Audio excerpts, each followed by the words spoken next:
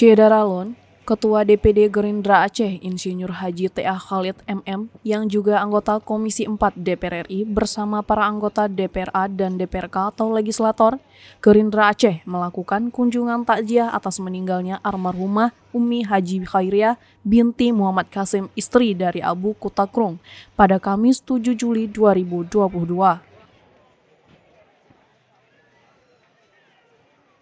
Sejumlah legislator DPRA ikut hadir di antaranya Ketua Fraksi Gerindra Abdurrahman, Ketua Komisi 3 Khairil Syahrial, Jauhari Amin, Ridwan Yunus, turut hadir Ketua DPC Gerindra Pidijaya, Haji Sibral Malasyi, serta para legislator DPRK Fraksi Gerindra dan pengurus DPD Gerindra lainnya. Dalam kesempatan itu, T.A. Khalid dan rombongan sempat macet saat menduduki ruas jalan ke Kutakrung, di mana puluhan ribu masyarakat berdesakan yang datang dari berbagai daerah untuk melayat ke rumah duka.